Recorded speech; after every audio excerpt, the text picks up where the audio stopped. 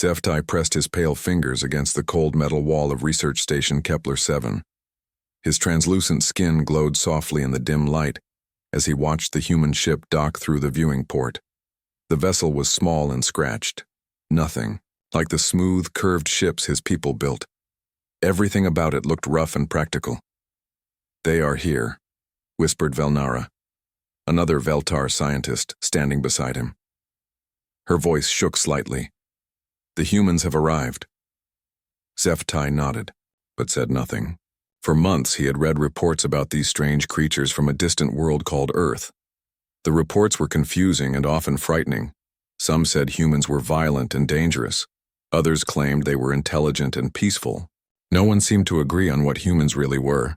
The Veltar had been studying life forms across the galaxy for over 1,000 years. They were good at it because they never hurt anyone. The Veltar ate only plants and got their food through their skin, like drinking sunlight and water. They had never killed anything, not even the smallest creature. Violence was impossible for them to understand. But humans were different. The report said humans killed and ate other living things. They consumed flesh. The very idea made Zeftai feel sick, but he was curious too. How could intelligent beings do such things? How could they create art and music and mathematics while also destroying life for food? "Look at them," Velnara said, as the human ship's door opened. 4 humans walked out onto the station platform. They moved with confidence, their heavy boots making loud sounds on the metal floor. Zeftai studied them carefully. They looked surprisingly normal. 2 were male and 2 were female. They had dark hair and tan skin from their sun. They wore simple clothes that looked worn but clean. The leader stepped forward. He was tall with kind eyes and a friendly smile. "I'm Captain Jake Morrison," he said in the common galactic language. His voice was deep and warm. "Thank you for letting us visit your station." Behind him stood a woman with short brown hair. "I'm Lisa Grant, ship's medic." She carried a small bag and looked around the station with interest.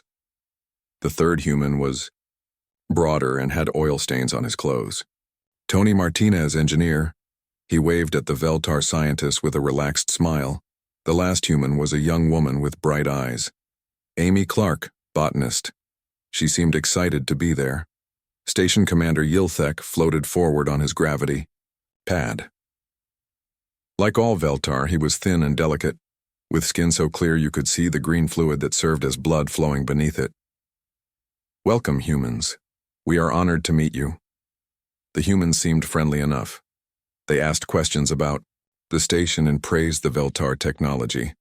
Jake Morrison even laughed at one of Commander Yilthek's jokes. Lisa Grant showed genuine interest in Veltar biology. Tony Martinez admired their engineering. Amy Clark was fascinated by their plant-based nutrition system. They seemed so normal, Zeftai thought to himself. Maybe the reports were wrong. For 3 days, everything went well. The humans toured the station and shared stories about their travels. They showed pictures of their homeworld, a blue and green planet with vast oceans and forests. They spoke about their families and their dreams of exploring the galaxy. They even played music for the Veltar, beautiful sounds that made everyone feel peaceful. Zeftai began to relax. These humans were not the monsters he had feared. They were travelers and scientists, just like the Veltar. They were curious about the universe and wanted to learn and explore. The dark reports about human violence must have been mistakes or lies. On the 4th day, Commander Yiltek organized a special dinner to honor their guests.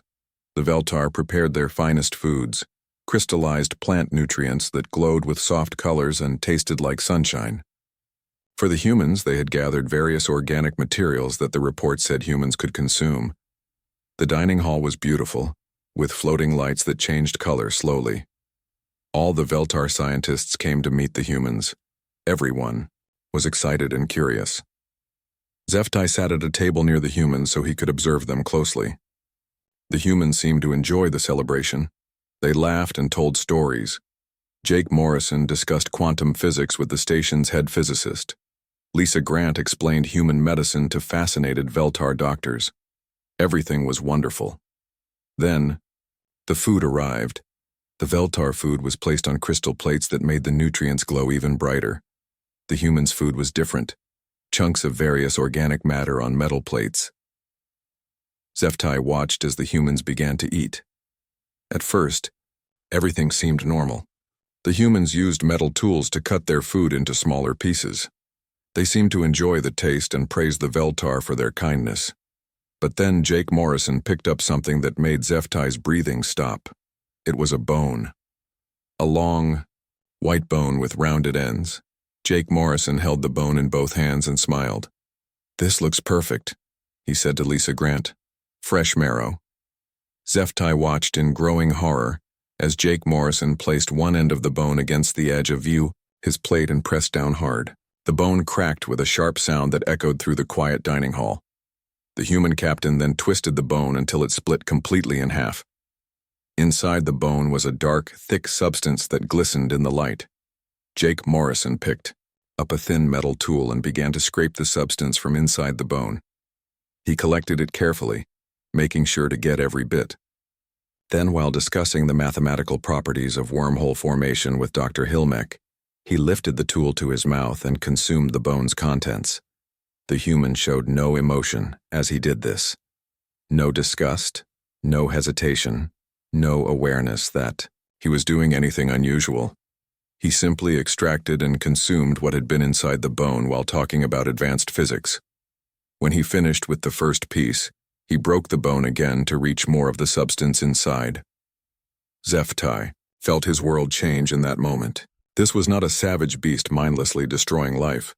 This was something far more terrifying. This was a being so perfectly adapted to consumption that extracting nutrients from bones was as natural as breathing. Jake Morrison was having a civilized conversation about science while efficiently processing every part of his food, including parts that other species would never think to use. The other humans were doing similar things. Lisa Grant was carefully eating around small bones, making sure to get every piece of nutrition. Tony Martinez was using his knife to scrape substances from surfaces that Zeftai couldn't even identify. Amy Clark was consuming plant matter in ways that extracted more nutrients than should have been possible. None of them seemed to notice that the Veltar had stopped eating and were staring at them with growing understanding and fear. These were not monsters. These were perfect predators. 3 weeks after the dinner, Zeftai found himself aboard the exploration ship Stellar Wind. The joint mission to survey the uncharted Proxima system had been planned for months, but now everything felt different. He could not stop thinking about what he had seen Jake Morrison do with that bone. The ship was half Veltar design and half human construction. The Veltar sections were smooth and quiet, with soft lighting that felt like morning sun. The human sections were louder and brighter, full of blinking lights and humming machines. Everything the humans built seemed to have backup systems for. The backup systems. Why do you make everything so complicated? Zeftai asked Tony Martinez as they walked through the engine room. Tony laughed and patted a large metal box covered in switches and screens. "Because stuff breaks," he said. "When you're far from home, you need to be ready for anything. Our ancestors learned that the hard way." Zeftai tried to understand. The Veltar built things to last forever. They never expected their technology to fail because they never went anywhere dangerous. But humans seem to expect everything to go wrong at any moment. "How do you live like that?" Zeftai asked. "Always expecting danger?" "It's not about expecting danger," Tony said. "It's about being ready when it comes. My grandfather used to say that hope for the best but prepare for the worst. That's just how we think." In the ship's common area, Zeftai watched the daily routines of both species. The Veltar moved slowly and gracefully, spending hours in meditation and study. They absorbed nutrients from special light panels and rarely spoke above a whisper. Tolkiar, humans were completely different. They moved quickly and talked constantly. They exercised every day, pushing their bodies until they sweated. They played games that involved competition and strategy. Even their rest time seemed active and loud. But it was during mealtimes that Zeftai learned the most disturbing truths about human nature. Sam Parker, the ship's supply officer, had volunteered to teach the Veltar about human nutrition. He was a friendly man with gray hair and patient eyes. He seemed to enjoy explaining things. Humans are omnivores, Sam said as he prepared a meal in the galley. That means we can eat both plants and animals. Our bodies can break down almost any organic material and turn it into energy. He showed them dried meat that had been preserved for storage. This came from cattle on Earth. We raise them specifically for food. He held up packages of plant matter. These are vegetables and grains. We grow them in fields. Felnara, who had joined the mission as a cultural observer, looked confused. But why do you need both? Plants provide everything necessary for life. Sam smiled and began preparing the meal. Plants are great, but they don't have all the nutrients we need. Animal protein gives us amino acids that are hard to get from plants alone. Fat gives us energy storage, and meat has vitamins that our bodies require to function properly. Zeftai watched Sam work. The human cut vegetables with quick, precise movements. He seasoned the meat with various powders and liquids. Everything he did seemed designed to extract the maximum nutritional value from the food. Our ancestors had to be smart about food, Sam continued as he cooked. Earth went through ice ages and droughts and famines. The humans who survived were the ones who could eat anything. They learned to hunt animals, gather plants, and even eat things that other animals couldn't digest. What kind of things? Zeftai asked, though he was not sure he wanted to know the answer. Sam thought for a moment. Tree bark when there was nothing else, insects and grubs, organ meats that most predators ignore. Even bones like you saw Jake do at the station. Bone marrow is full of fat and nutrients. Our ancestors couldn't afford to waste any source of energy. The meal was ready. Sam had prepared enough for all the humans on board. As they ate, Zeftai noticed something that made his skin crawl. The humans consumed everything. They ate all the meat, including parts that looked tough and chewy. They ate the vegetables completely, even the parts that seemed hard and bitter.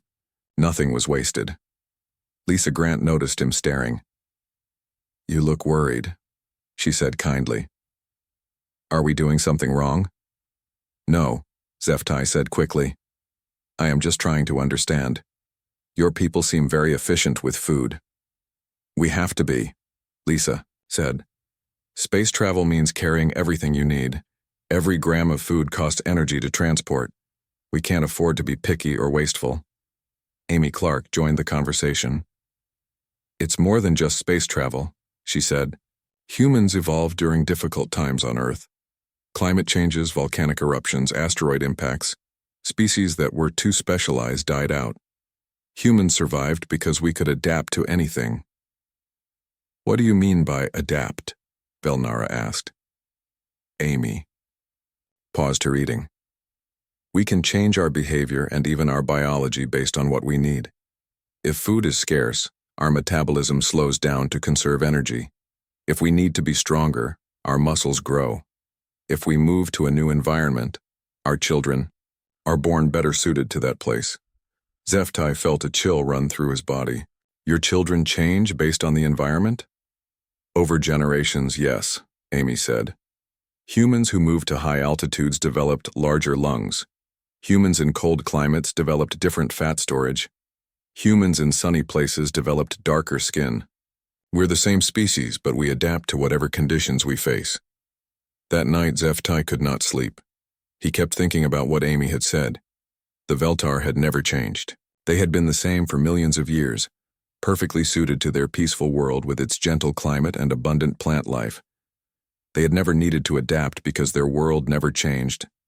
But humans came from a world that tried to kill them constantly. They had survived by becoming the ultimate adapters, able to eat anything, live anywhere, and change themselves as needed. The next morning, their ship's navigation system detected an error. They had miscalculated their jump and were now much farther from home than planned. Food supplies that should have lasted 2 months would now need to stretch for 4. The Veltar crew began to panic. Their specialized nutrients were in limited supply. Without the right plant compounds, they would weaken and eventually die. The humans had a different reaction. Jake Morrison called a meeting and calmly explained how they would ration food and supplement their diet with emergency supplies. Lisa Grant calculated how their metabolism could be adjusted to use less energy. Tony Martinez began modifying the ship's systems to recycle every possible resource. "Don't worry," Sam Parker told the frightened Veltar. "We've been through worse than this. Humans are hard to kill." As Zeftai watched the humans calmly prepare for survival in a situation that terrified his own people, he realized something that made his blood run cold. This was not just confidence or bravery. This was the behavior of a species that had faced extinction so many times that starvation and death were just problems to be solved. The humans were not afraid because they were born survivors. And survivors, Zeftai was beginning to understand, were the most dangerous creatures in the universe. The gravity wave hit their ship without warning. One moment Zeftai was reading quietly in his cabin, and the next moment everything was spinning and screaming and breaking apart. Emergency lights flashed red as the ship tumbled through space, like a broken toy. When the terrible noise finally stopped, Zeftai found himself pressed against a wall with pain shooting through his left arm. The ship's artificial gravity was gone, leaving everyone floating in confusion. Through the torn hull, he could see stars spinning slowly past a jagged hole in the metal. "Emergency stations." Jake Morrison's voice came through the damaged communication system. "All crew to emergency stations, we are going down." Going down meant crashing. Zeftai had never crashed before.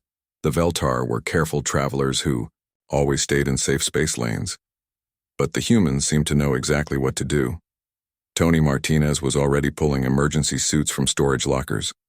"Everyone get into crash gear," he shouted. "We have maybe 10 minutes before we hit atmosphere." The planet below them was called Xerion 4, according to their damaged sensors.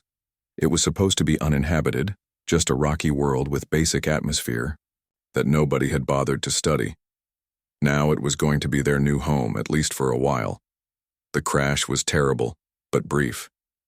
The ship hit the ground hard enough to throw everyone against the walls one more time. Then everything was quiet, except for the hiss of escaping air and the groan of twisted metal settling. Zeftai crawled out of the wreckage on hands and knees. His arm was definitely broken, and his translucent skin was cut in several places. Green fluid leaked from the wounds, making him feel weak and dizzy. Around him, the other survivors were pulling themselves free. 3 Veltar had made it out alive, including Velnara, who was badly hurt. All 4 humans had survived with only minor injuries. They were already moving around, checking the damage and gathering supplies. "First priority is shelter," Jake Morrison said as he looked at the alien landscape around them. "Second is water. Third is food. Tony, what can you salvage from the ship?" Tony was already climbing back into the twisted wreckage. "Some tools, emergency supplies, maybe enough metal to build something. The engine core is cracked but not leaking. We might be able to use it for power." Zeftai stared at the humans in amazement. They had just survived a terrible crash on an unknown world, but they were already making plans. No panic, no tears, no time wasted on fear. They simply accepted their situation and began adapting to it. The planet was harsh and ugly. Red dust covered jagged rocks under a pale orange sky. Strange crystals grew from the ground like frozen lightning, and the air tasted metallic and bitter. In the distance, Zeftai could see creatures moving between the crystal formations. They looked like living gemstones, sharp and glittering and dangerous. "Shard beasts," Amy Clark said when she noticed them. "Silicon-based life forms. I read about similar creatures in the survey reports. They're supposed to be highly territorial predators." "Great," Lisa Grant said as she bandaged Zeftai's arm. "Killer crystal monsters. Just what we needed." But Jake Morrison was studying the creatures with interest instead of fear. "How big do they get? What do they eat? How do they hunt?" Amy pulled out a damaged scanner and tried to get readings. "The big ones can be the size of a ground vehicle. They seem to feed on mineral deposits and smaller creatures. They hunt in packs and use vibrations to communicate. Zeftai watched Jake Morrison's face as he processed this information. The human captain was not thinking about how to hide from these predators. He was thinking about how to fight them, or worse, how to hunt them. The humans worked through the day while the Veltar tried to recover from their injuries. Tony built a shelter from pieces of the ship. Lisa treated everyone's wounds with supplies from the medical kit. Amy identified which plants and minerals might be safe to use.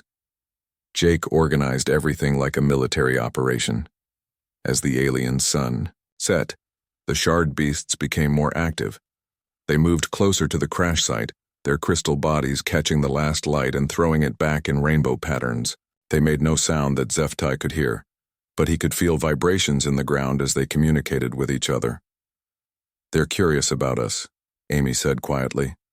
"Probably never seen organic life forms like us before." "Are they dangerous?" Velnara asked.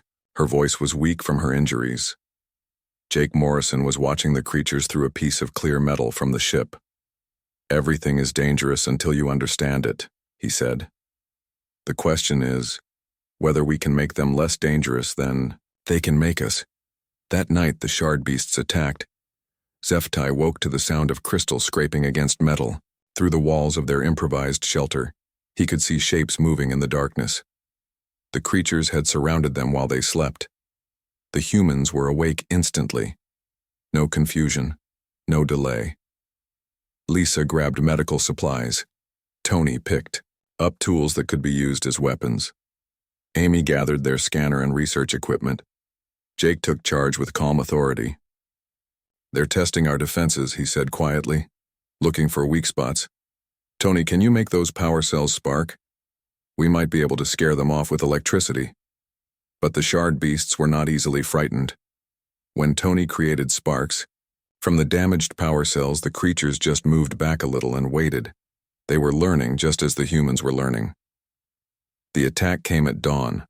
The largest shard beast, easily twice the size of a human, charged straight at their shelter. Its crystal body caught the morning light and blazed like a living star. Behind it came 6 smaller creatures moving in perfect coordination. Zeftai was sure they were all going to die. The Veltar had no weapons, no fighting instincts, no way to defend themselves. But the humans reacted like they had been born. For this moment, Jake Morrison met the big creature head-on with a metal bar from the ship. Instead of trying to overpower it, he used its own momentum against it, letting it charge past him while he struck at what looked like a weak joint in its crystal structure. Tony and Lisa worked together, using electrical cables to create a barrier that confused the smaller creatures. Amy used her knowledge of silicon-based life to identify pressure points where the creatures could be damaged. The fight was over in minutes. The large shard beast lay on the ground with its crystal core cracked open. The smaller ones had retreated, but not before leaving 2 of their own dead. As Zeftai stared at the aftermath, Jake Morrison knelt beside the largest fallen creature. He studied its internal structure with the same calm interest he had shown when cracking bones at the dinner weeks ago. "Interesting," he said. "The core contains concentrated minerals, high energy density." Then, while Zeftai watched in horror and fascination, Jake Morrison used his metal tool to extract a piece of the creature's core. He examined it carefully, testing its texture and smell. "Jake, you're not seriously thinking about eating that," Lisa said. Jake Morrison looked at her with a small smile. "We're going to be here for a while. We need to understand everything about this ecosystem, including what's edible and what's not." He put the small piece of crystal core in his mouth and chewed it carefully, testing how it felt and tasted. After a moment, he swallowed and waited to see if there would be any bad effects. "Crunchy," he said finally. "High mineral content. Might be a good supplement if we run out of vitamins." Zeftai realized that the humans had not just survived the attack. They had turned it into a learning experience. They had killed apex predators that had ruled this world for who knows how long, and now they were figuring out how to eat them. These were not just survivors. These were conquerors. And they did not even seem to realize how terrifying they were. 5 days after the attack, Jake Morrison announced they were going to hunt the Alpha Shard. Zeftai stared at the human captain as if he had declared war on the planet itself. The Alpha Shard was the massive creature that controlled all the other shard beasts in the region. Amy's damaged scanner showed it was 3 times larger than the beast they had killed, with a crystal core so dense it registered like a small mountain. "That thing will kill us all," Velnara whispered.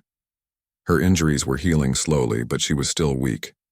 "Maybe," Jake said calmly. "But it's between us and the emergency beacon. We can't call for rescue until we clear a path to the ship's communication array. And that thing won't let us get close." Tony Martinez was sharpening a metal spear with a piece of crystal from the dead shard beasts. "Besides," he added, "we're running low on food. That alpha has enough mineral content to keep us going for weeks." Zeftai felt sick. The humans were not just planning to fight the most dangerous predator on the planet. They were planning to eat it. "I want to come with you," Zeftai said suddenly. The words surprised him as much as anyone else. "No," Lisa Grant said firmly. "You're not a fighter. You'll get hurt or killed, and we'll have to protect you instead of focusing on the hunt." "I need to understand," Zeftai insisted. "I need to see what you really are." Jake Morrison studied him for a long moment. "You sure about this? We're not going on a research expedition. We're going to kill something that's been the top predator here for probably thousands of years." Zeftai nodded, though his hands were shaking. "I am sure." They left at dawn. The hunting party consisted of Jake, Lisa, Tony, and Zeftai. Amy stayed behind to care for the other injured Veltar and to monitor their equipment. The journey to the Alpha's territory took them through a landscape that looked like a crystal graveyard. Broken shards of previous shard beasts covered the ground like glass snow. Some pieces were as small as pebbles, others as large as boulders. Everything glittered in the pale sunlight. "This is where the Alpha feeds," Tony said quietly. "It breaks down the old ones and absorbs their minerals.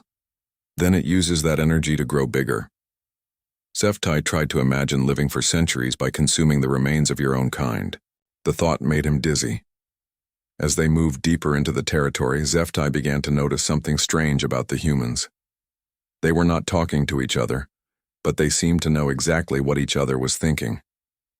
Lisa would move to cover one direction without being told. Tony would prepare a tool before Jake asked for it. They moved together like parts of the same creature. "How do you do that?" Zeftai whispered. "Do what?" Jake asked without taking his eyes off the terrain ahead. "Coordinate without speaking. Move together without planning." Lisa smiled grimly. "Pack behavior. Humans are social hunters. We evolved to work together when tracking dangerous prey. It's instinctive. Pack behavior." Zeftai had read about this in predator species, but seeing it in action was different. The Veltar worked together through careful discussion and planning. These humans worked together like a single organism with multiple bodies. They found the Alpha Shard in a cave system deep in the crystal forest. The creature was massive, easily the size of their crashed ship. Its body was made of perfectly clear crystal that reflected light in all directions, creating a maze of rainbows on the cave walls. At its center, a core the size of a human torso, pulsed with deep red energy. "Beautiful," Lisa breathed. "Deadly," Tony added, checking his makeshift weapons. Jake Morrison studied the creature with the same calm attention he had given everything else on this world. "It's too big to fight directly. We need to find a weakness." For an hour, they watched the Alpha Shard move through its cave. It was slow but incredibly powerful, able to reshape the crystal walls with casual touches.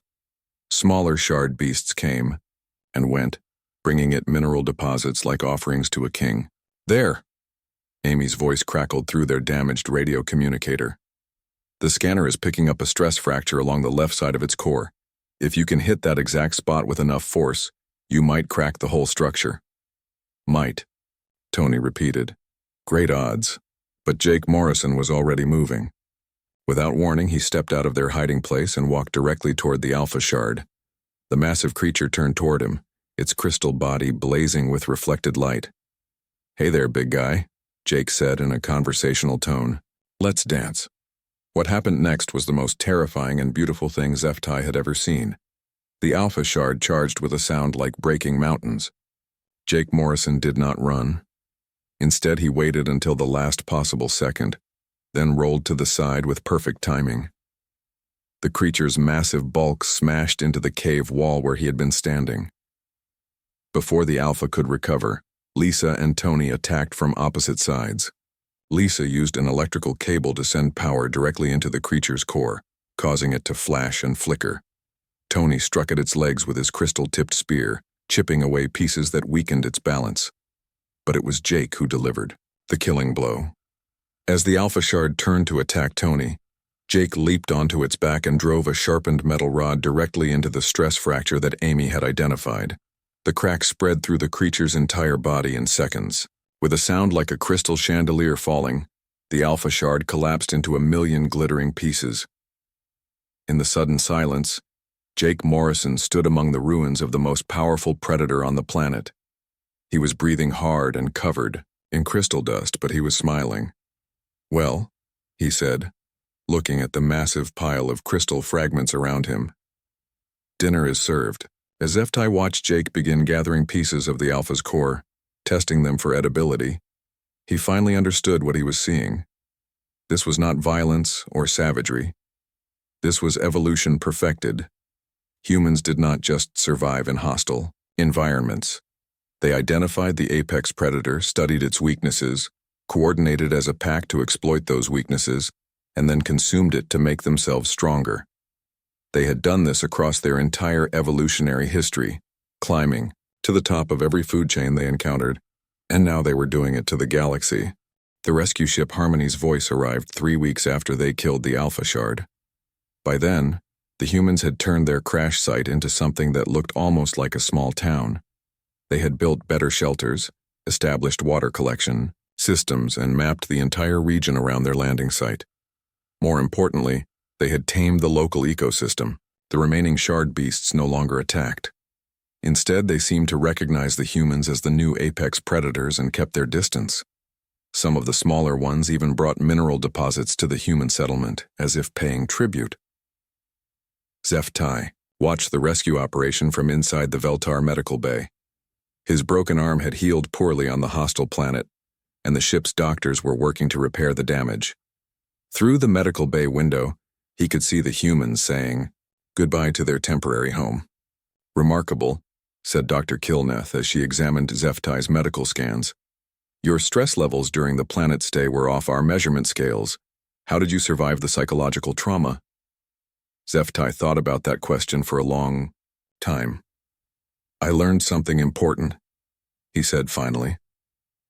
"Fear is just another form of ignorance." Dr. Kilneth looked confused, but she said nothing more. During the long journey back to Veltar space, HFY spent most of his time interviewing the human survivors. He told them he was writing a report for the Galactic Council, which was true. But he also needed to understand what he had witnessed. Amy Clark was the most helpful. She seemed to enjoy explaining human evolution and biology. They would sit in the ship's observation lounge, looking out at the stars while she described the long history of her species. "Humans almost went extinct several times," she told him one day. "Ice ages, volcanic eruptions, asteroid impacts, climate changes. Each time, most species died out. But humans survived because we could adapt faster than the environment could change." "How?" HFY asked. Amy smiled. "We learned to eat anything, live anywhere, and use tools to overcome our physical limitations. But most importantly, we learned to cooperate. A single human is not very dangerous, but humans working together can overcome almost any challenge." "Is that why you could hunt the Alpha Shard?" "Partly," Amy said, "but there's more to it than cooperation. Humans are curious. We study everything we encounter, looking for patterns and weaknesses. We don't just fight our enemies, we learn from them, then use that knowledge to become stronger." HFY remembered watching Jake Morrison examine the Alpha's core before consuming it. "You were learning from it even while eating it." "Of course," Amy said, as if this was obvious. "Every new food source teaches us something about biochemistry and nutrition. Every defeated predator shows us new hunting techniques. Every environment we survive in makes us better at surviving the next one. The conversation that changed everything happened 2 weeks before they reached Veltar space. ZFY was in the ship's library, working on his report when Jake Morrison found him. "Mind if I sit?" Jake asked, gesturing to the chair across from ZFY. "Please," ZFY said, closing his datapad. Jake settled into the chair and looked out the library window at the passing stars. "Amy says you're writing about us, about what you saw on Zerion 4. "Yes. The Galactic Council needs to understand what humans really are." Jake nodded slowly. "And what do you think we are?" ZFY had been preparing for this question for weeks. "At first I thought you were monsters. Then I thought you were just very good survivors. Now I think you are something else entirely. Which is evolution's perfect solution to the problem of existence." Jake raised an eyebrow. "That's quite a statement." ZFY leaned forward. "Every species we have studied is specialized for specific environments and food sources. The Veltar can only live on worlds with the right plants and climate. The crystalline collective needs silicon-rich atmospheres. The gas dancers require specific pressure and temperature conditions. And humans? Humans can live anywhere, eat anything, and adapt to any situation. You are not specialized for one environment. You are specialized for change itself." Jake was quiet for a long moment. "Is that good or bad in your opinion?" ZFY thought carefully before answering. "It is terrifying and wonderful at the same time. Terrifying because there is no environment where humans cannot eventually become the dominant species. Wonderful because humans seem to prefer cooperation to conquest." "Most of the time," Jake said with a slight smile. "Yes, most of the time. But that choice to cooperate instead of dominate, that might be the most important adaptation of all." 6 months later, ZFY stood before the full Galactic Council in the Great Assembly Hall on Nexus Prime. Representatives from 47 different species had come to hear his report about humanity. His presentation lasted 3 hours. He explained human evolution, their adaptability, their pack-hunting behavior, and their ability to extract resources from any environment. He showed recordings from Zerion 4, including footage of the Alpha Shard hunt. When he finished, the hall was silent for a full minute. Finally, Counselor Thexera of the Silicon Collective spoke. "Your recommendation, Dr. ZFY?" ZFY looked around the assembly at representatives of dozens of species, each perfectly adapted to their own worlds and ways of life. Then he thought about Jake Morrison, sitting in the ship's dining room, casually extracting marrow from a bone while discussing quantum physics.